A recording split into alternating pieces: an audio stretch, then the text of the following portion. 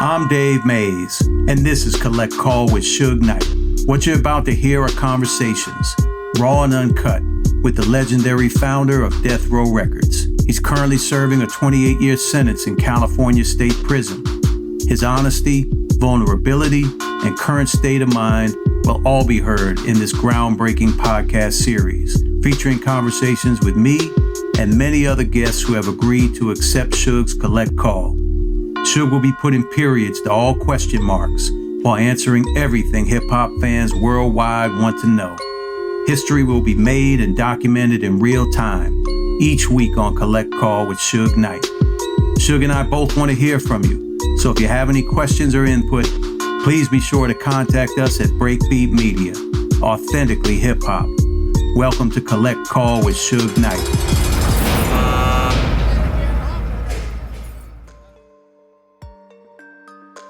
You know, it's also like this, you only got one life. Once you lose that ticker, I don't care who you are, it's over. Can't nobody bring you back.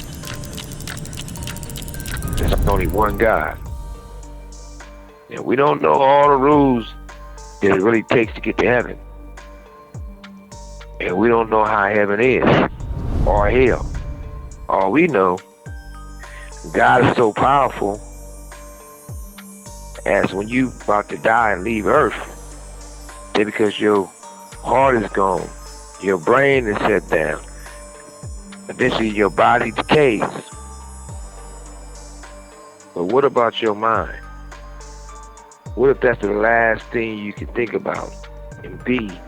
And heaven is a situation where it's in your head, either you enjoy yourself forever, or you getting tortured forever. Who knows? Why gamble? I'm gonna do my best, get through the doors and make it up top. I know I got a lot of cleaning up to do, because I ain't nowhere near perfect. Because I know the rules of the game too. I know that the more they acknowledge you for doing something in life, the more people get jealous of you. I know that the minute you start getting money, they're going to test you. And when they test you, and you perform the way you're supposed to, either they're going to tell on you're going to be in prison, or you might end up dead. But either way it goes, it's always going to be a journey where you better be ready once you become a trophy.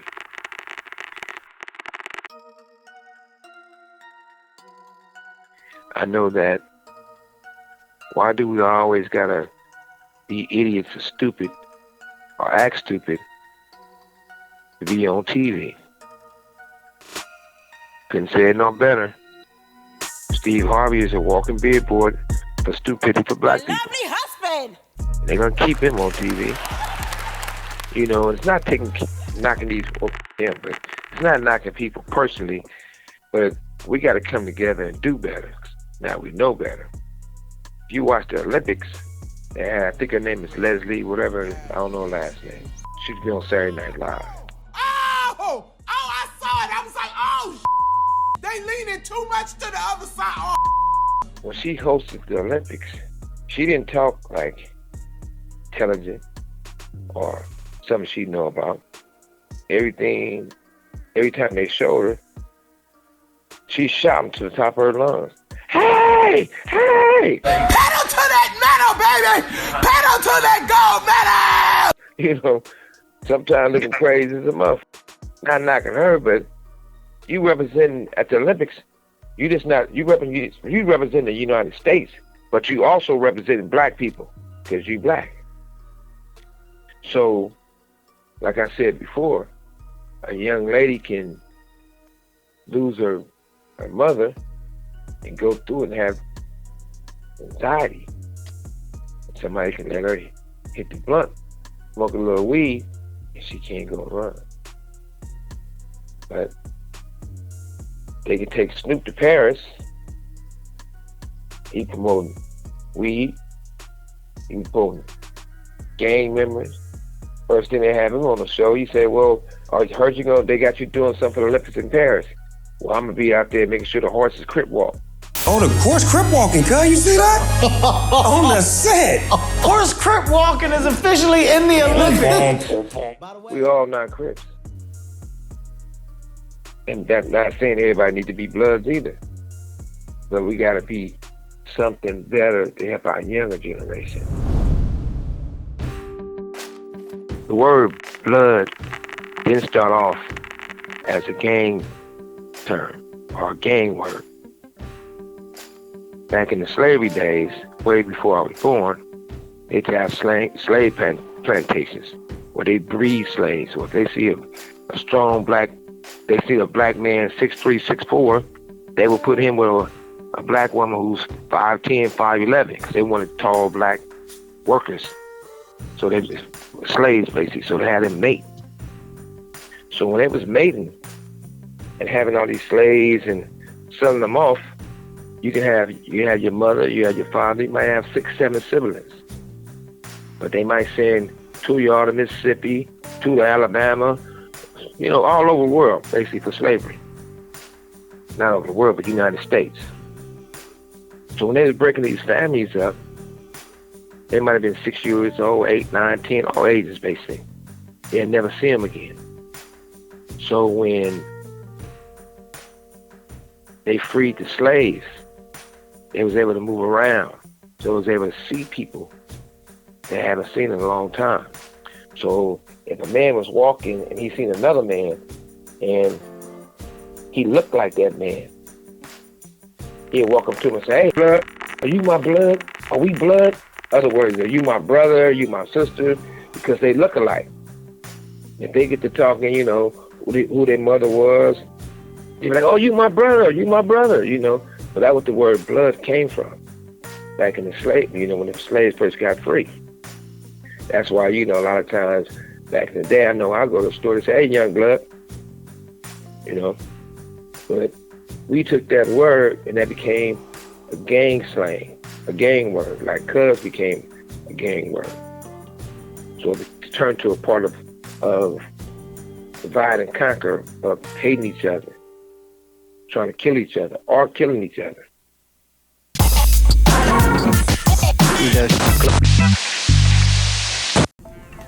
I used to have so many automatic withdrawals coming out of my account for subscriptions that I didn't even realize I had. I think most of you can relate to this. I was looking over my credit card statement recently and saw all these deductions that were adding up every month. And that's when I started using Rocket Money. So Rocket Money is a personal finance app that finds and cancels your unwanted subscriptions, monitors your spending, and helps lower your bills. I can see all of my subscriptions in one place, and if I see something I don't want, I can cancel it with a tap. I never have to get on the phone with customer service. They'll even try to get you a refund for the last couple months of wasted money and negotiate to lower your bills for you by up to 20%. All you have to do is take a picture of your bill, and Rocket Money takes care of the rest. Rocket Money has over 5 million users and has helped save its members an average of $720 a year, with over 500 million in canceled subscriptions. So stop wasting money on things you don't use. Cancel your unwanted subscriptions by going to rocketmoney.com/Suge. That's rocketmoney.com/Suge. rocketmoney.com/SUGE. I know when the peace treaty came after the truth, Rodney King got his whooped. Sadly, the Watts Treaty was largely overshadowed by the LA riots that erupted soon after it was signed. Everybody came together, and it would be people traveling all through the city, and from low riding to whatever, at parks and people, different neighborhoods. The police pull you over, everybody would come. Hey, don't be fooling, don't whoop his ass, and they would make sure you was all right. Yeah, they had tanks and all in the ghettos, but all the people it was a peace treaty. People were riding around, and you see red and blue rags on the antenna of cars. People having their pocket. People were just It's like one of the beautiful things. It's almost like it looked like heaven. And I don't even know how heaven looks, but that's how good it looked, because everybody was so happy to meet each other, hug each other, embrace each other. People found out we had a lot in common, even though we're from different neighborhoods. All police not bad, but you got a lot of bad police. And they didn't want the peace, because without peace, with peace, there's no crimes. With no crimes, there's less overtime and money. So I know in Compton, I'm quite sure everybody said what's happening there in their area also, but I know in Compton, you know, you have the police driving their own cars, and they'll come to the Piru neighborhood, and they'll get out and they'll shoot. They'll see motherfuckers talking, they'll shoot at them. Might even shoot somebody. Like, all right, cuz, and they shout out a Crip neighborhood.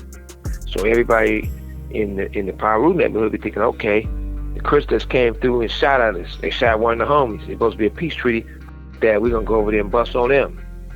But then the police go to the Crip neighborhoods, jump out, shoot some motherfuckers, might even kill somebody. Like, blood, we got one on Piru, and they whoop, you know, and they go back.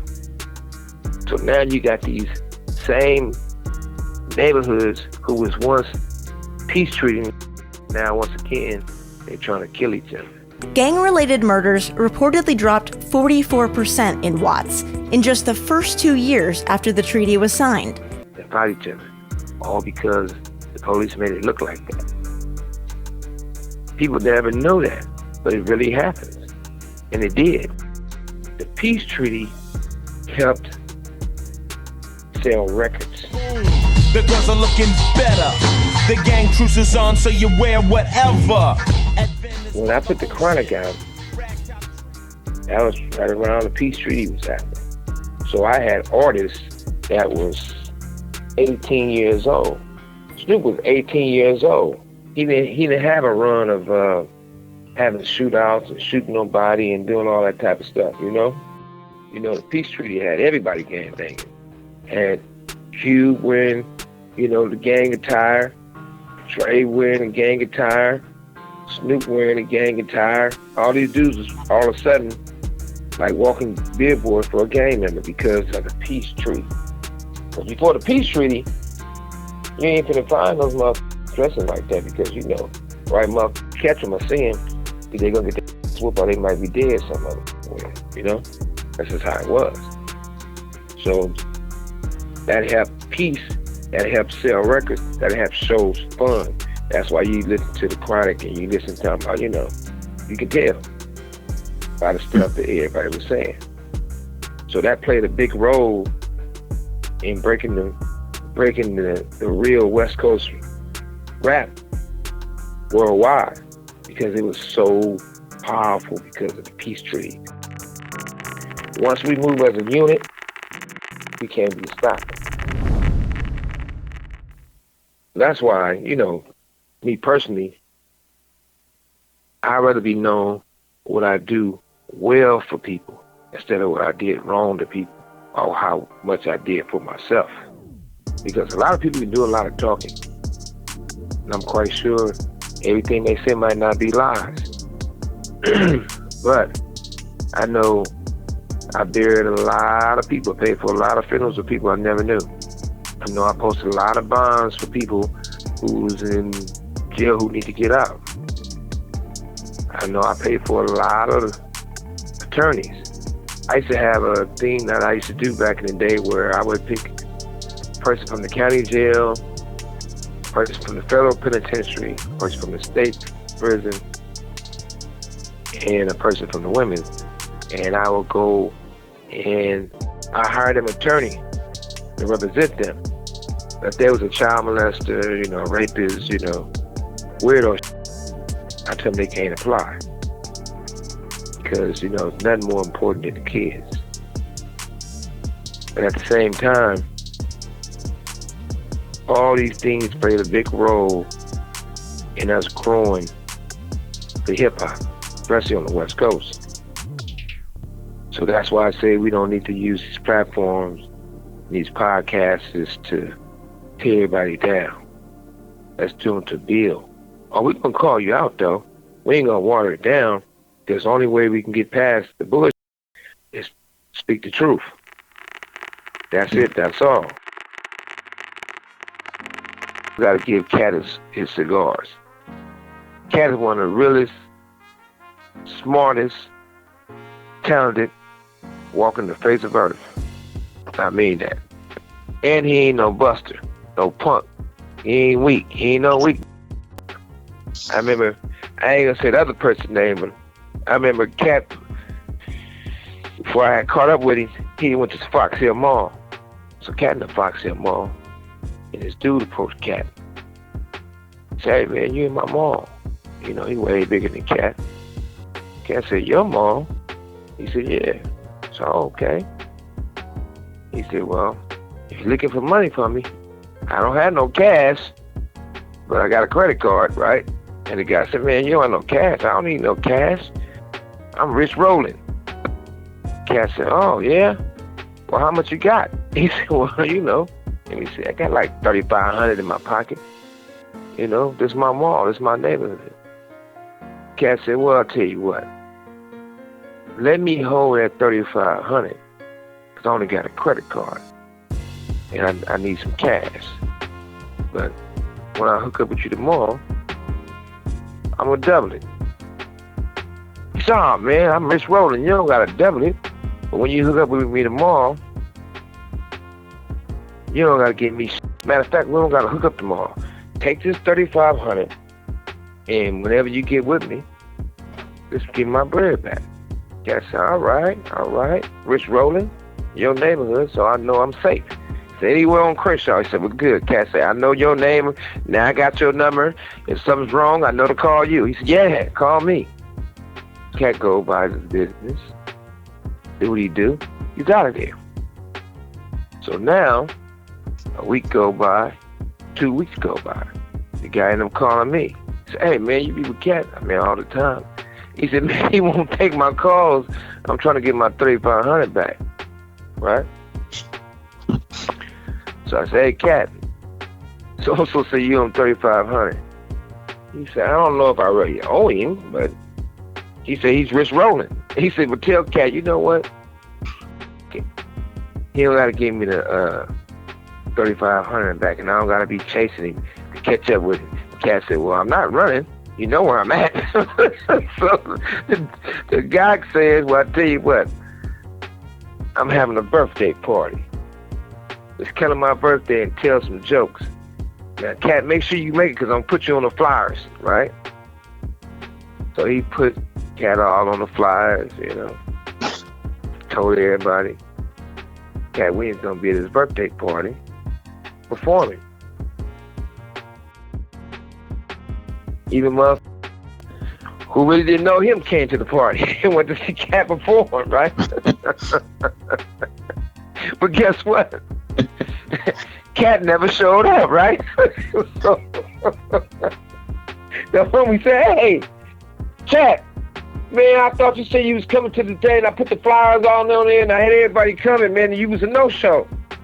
Katt said, "I don't lie. You said I was coming. I never said I was coming. You know, I ain't scared of nobody. If we gonna fight, we gonna do it, we gonna do it." He just had to laugh it off and said, "Man, you know what, Katt? All right." So, how many people you know will take somebody on the journey? It's so good. Katt is so good that even when he's wrong, I'm up to tell him thank you. You know what I mean? Like, you know, if I slap the shit out of a mother, you know, they ain't trying to, you ain't gonna have nothing good to say about me no more. They like, you know, Suge Knight slappy. You know what I mean? If Katt slap him up, they brag about it. I got slapped by Katt Williams. What kind of shit is this? Katt beat him up and don't show up and don't even come to the party, and they still laugh and brag about it.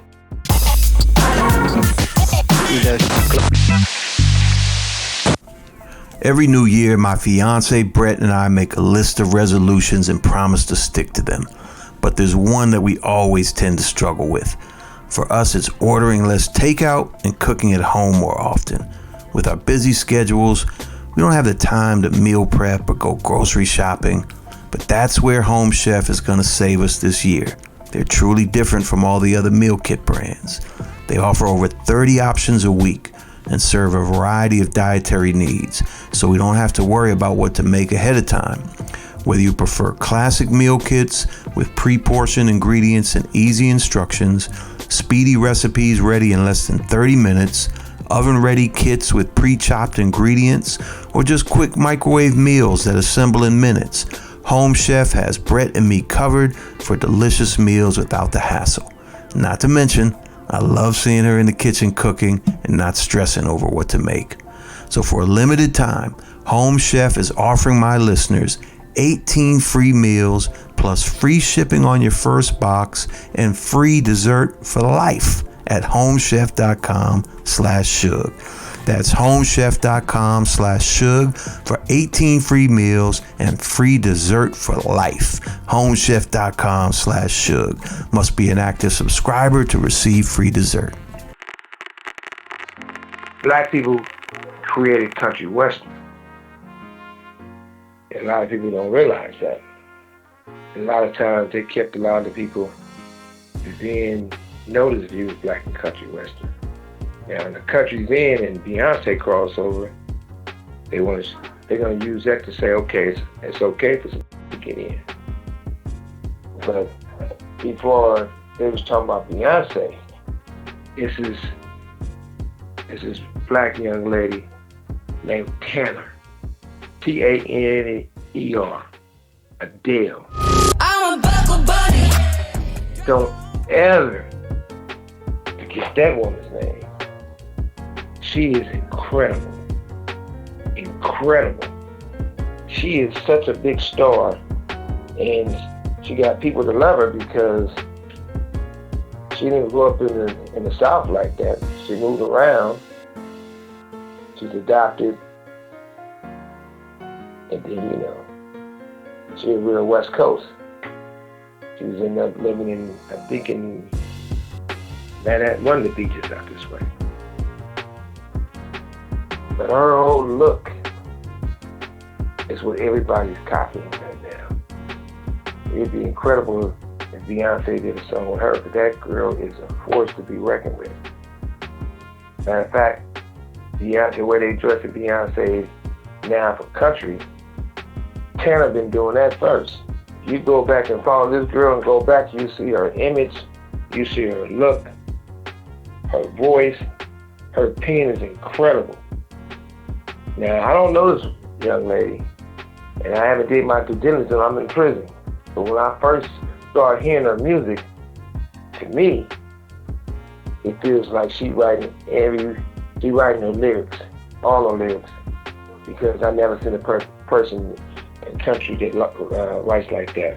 She should be the #1 country artist. She should win all the awards. But check her out.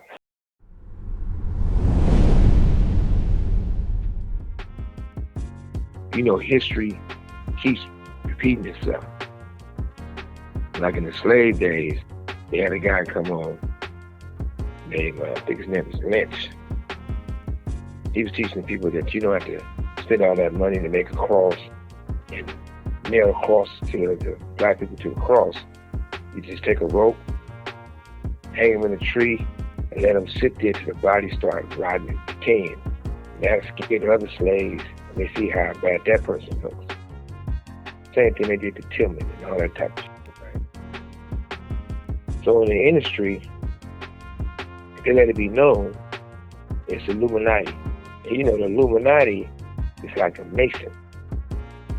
The only difference is a Mason believes in God. Illuminati believe in the devil. And Illuminati believe in the devil, and they believe that men sleep with men and they're not gay. So a lot of times when you see a strong black man want to have hip-hop artists or rappers or black guys in the industry, once they go visit these executives, be in their office, they call them, stop them on the next thing you know, they're doing drinking with them, they're doing cocaine with them. Next thing you know, they're sleeping with them. Once they overpower them and start sleeping with them, they got control of them. That's how they control the industry. And how they taught Puffy, if they did that to him, Puffy did the same thing they did to him. He did to all the new artists, the young artists, the people who really want to make it. He's been sticking with them, turning them out. Before you know it, it makes hip-hop, it makes the culture of our people look bad. Because now it seems like everything that everybody's been rapping about, talking about, has been a lie. You know, if Pac rapped about something, that's what he meant, that's what he felt. Same thing if it was Biggie, same thing with a lot of people. But this new generation, among, not all, I'm talking about the one in our area. I don't know about the young motherfuckers, I'm not around them. In our area, they had them on some gay. And once they start painting their fingernails and wearing women's clothes, they got you. I remember when he was giving Puffy Award, the ASCAP Awards. Andre went up there and got him a expensive watch and gave it to him in front of everybody. He basically confessed his love to this man. Another man confessing his love to another man. Dre is not playing in that gym, if you can't see. Then Puffy and Snoop became besties. Every time you see one, you see another one. Next thing you know, start painting their fingernails. It makes sense. Game bought Puffy a Lamborghini. Well, Puffy got more money than Game. Why you buying this man a Lamborghini? I feel like I owe Diddy something, so I bought him a Ferrari, man. That's what's up, man. It was just a Tuesday. Just shoot videos. You know, your homies even got a Lamborghini. They probably never voted a Lamborghini. But once again, that secret society. For this thing to work and fix it, they got to start all the way over. In these major record labels and these big buildings, they need to get rid of all the guys who was connected to the poison and the snake, and start letting people allowed to get in who want to do this work. This call and your telephone number will be monitored and recorded. About people. Puffy needs to be on his way up this way. We're waiting on him, especially me. But there's still some good positive things to get done and will get done. Coi Leray, you got one of the best voices in hip-hop. Don't let them change who you are. Don't let them try to attack your confidence. You're doing better than that. You got a great voice. Keep doing how you're doing. 21 Savage, when I hit Bad Motherfucker, seen him on Saturday Night Live, that motherfucker a superstar. And Summer Walker.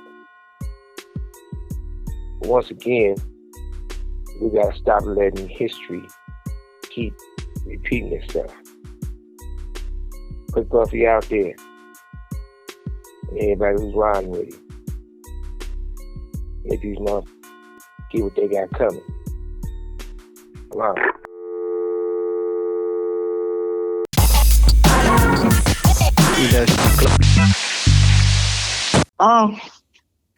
Najee Jana, Real 15, New Orleans, West Side. Let's go. Label asked me, could I rap about my... Told the label rep, look, I ain't a killer, but don't push me. All eyes on me. I used to drive from California, all pies on me. I'm a real just rap on the side. In New Orleans, big scrap on my side. Trying to rap without the beat, like trying to rap without the streets. Sleeping on the real, get hung by them same sheets. Damn, the 6 feet tall. I slap a hoe so hard. Pretty Adell, your favorite rapper, I put that on guard. See, I'm bad in 2 ways. Fat in 8 ways. Ask about me at the gun range. I twerk to make K's. 2020, drop 20 on a bail, another 15 on a lawyer. Yeah, she hard, but I'm harder. She be rapping about my life. Ask about me, that was my fight. Oh, I'm really on Google. Exercising my gun rights. Sat in jail a half a year. And I ain't cried one tear. Cell phone for my cellmates. I was guard on that till. I'm back out and I'm touching down the calls hell. Convicted felon, I ain't nothing like these rap girls. Or these rap either, man. These was bombed before the deal. I had 3 Benzes before the deal. Look, I'm off probation and I'm roaming free to cause hell. Co-sign from Suge Knight in his jail cell. Brr. New Orleans.